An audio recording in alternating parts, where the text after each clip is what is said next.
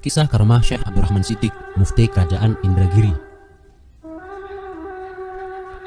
Syekh Abdurrahman Siddiq bin Muhammad Afif adalah seorang ulama besar yang menyebarkan agama Islam di beberapa tempat di Nusantara. Bahkan nama Syekh Abdurrahman Siddiq begitu dikenal di Riau maupun di Martapura, Kalimantan Selatan, tempat kelahirannya. Syekh Abdurrahman Siddiq juga dikenal sebagai salah satu pengajar di Masjidil Haram, Arab Saudi. Abdurrahman, demikian nama kecil ulama ini yang dilahirkan pada tahun 1857 di kampung Dalam Pagar, Martapura, Kalimantan Selatan. Nama Siddiq beliau dapat dari seorang gurunya saat belajar di Mekah. Beliau merupakan cici dari ulama ternama asal Banjar, yakni Syekh Muhammad Arsyad Al-Banjari. Saat baru berusia 3 bulan, ibunda Abdurrahman Siddiq meninggal dunia. Beliau kemudian dirawat kakek dan neneknya. Namun baru di usia setahun sang kakek meninggal. Maka Abdurrahman Siddiq pun tumbuh dewasa hanya bersama neneknya, Ummu Salamah. Dalam usia 8 tahun beliau sudah khatam membaca Al-Quran. Beranjak dewasa, sang nenek mengirimnya pada guru-guru agama baik di kampung halamannya hingga ke Padang, Sumatera Barat. Setelah menyelesaikan pendidikan di Padang pada tahun 1882, beliau menuntut ilmu ke Mekah pada tahun 1887 selama 7 tahun. Di Tanah Suci, Syekh Abdurrahman Siddiq banyak belajar dari para ulama ternama seperti Syekh Mufti Said Zaini Dahlan, Syekh Nawawi Al-Bantani, Syekh Barisato, dan Syekh Muhammad Said Babasil. Setelah 7 tahun Syekh Abdurrahman belajar di Mekah, 2 tahun sesudahnya beliau diberi kepercayaan menjadi pengajar di Masjidil Haram. Kemudian beliau diberi gelar oleh gurunya Siddiq, yang artinya benar ilmunya, benar amalnya. Abdurrahman Siddiq kemudian kembali ke kampung halamannya di Kalimantan. Lalu dari Kalimantan beliau merantau ke Sumatera. Pada tahun 1898, Syekh Abdurrahman bermukim di Bangka untuk mengembangkan ilmunya, berdakwah sambil memulai menulis kitab. Pada suatu kesempatan ketika Syekh Abdurrahman berkunjung ke Singapura, beliau bertemu dengan Haji Muhammad Arsyad, saudagar kaya asal Banjar yang bermukim di Indragiri. Muhammad Arsyad inilah yang memohon agar Syekh Abdurrahman bersedia bermukim di Indragiri untuk menjadi pembimbing rohani masyarakat di sana. Sebelum pindah ke Indragiri, Syekh Abdurrahman sempat merantau ke Batavia.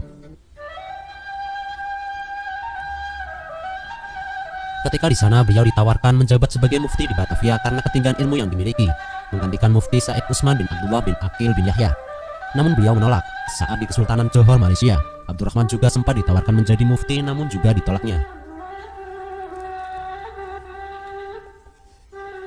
Lalu beliau merantau ke Riau, tapi karena terlalu jauh dengan pusat pemerintahan yang ketika itu berkedudukan di Rengat, beliau meneruskan perjalanan ke daerah Sapat yang merupakan pusat lalu lintas dan perdagangan karena berada di muara Sungai Indragiri. Abdurrahman Siddiq menetap di Sapat selama 7 tahun berprofesi sebagai penjual emas sambil mengajar agama sesuai permintaan Haji Muhammad Arsyad. Ketika itu beliau dikenal dengan nama Tukang Emas Durrahman. Di Sapat pernah terjadi peristiwa perselisihan pendapat antara dua kelompok masyarakat tentang perihal agama. Karena kedua belah tak mau mengalah sementara tak ada orang yang dapat jadi penengah menyebabkan hampir terjadi pertumpahan darah. Tapi Tukang Emas Durrahman turun tangan menyelesaikan perselisihan yang terjadi.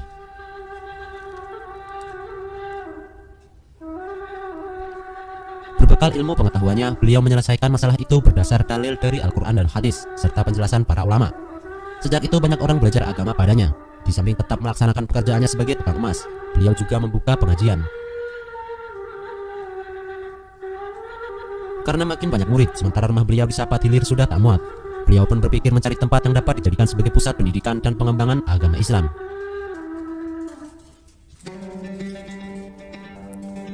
Karena makin banyak murid sementara rumah beliau di Sapat Hilir sudah tak muat, beliau pun berpikir mencari tempat yang dapat dijadikan sebagai pusat pendidikan dan pengembangan agama Islam.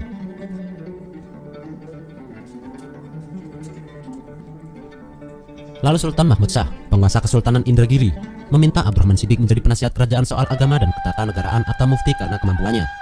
Beliau sempat menolak, tapi atas dasar pertimbangan yang matang untuk kemaslahatan umat dan agama, akhirnya menyetujui diangkat menjadi mufti kerajaan. Selama Syekh Abdurrahman Siddiq menjabat sebagai mufti, beliau tidak pernah menggunakan gaji jabatannya untuk dirinya. Gaji tersebut beliau berikan kepada orang-orang yang memerlukannya. Adapun untuk biaya hidup sekeluarga beliau dapat dari hasil kebun dan pertaniannya sendiri.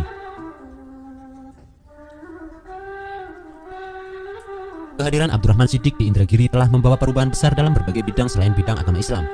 Orang-orang Banjar yang berasal dari Kalimantan Selatan berdatangan ke daerah Indragiri Hilir. Mereka berani membuka hutan untuk perkebunan kelapa. Ini berkat usaha Syekh Abdurrahman Siddiq yang mempunyai karamah untuk mengusir atau menumbal makhluk-makhluk halus penunggu hutan-hutan di pedalaman Indragiri sebelum dijadikan kebun kelapa.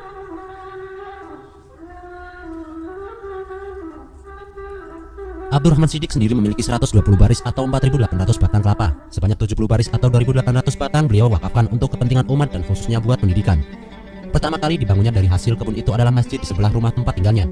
Kemudian membangun madrasah serta tidak kurang 100 pondok di sekitar madrasah untuk para santri tanpa dipungut bayaran.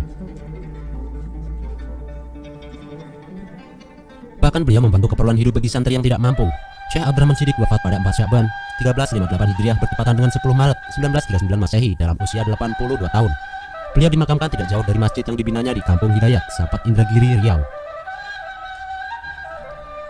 Sebagai ulama besar, beliau juga mengarang beberapa kitab dalam berbagai bidang seperti tasawuf, tauhid, fikih, sastra, sejarah, dan lainnya. Di antara kitab hasil karya Syekh Abdurrahman Siddiq, Risalah Amal Ma'rifat, Risalah fi Aqaidil Iman, Asraris Shalah min Idatul Kutubul Muktabarot,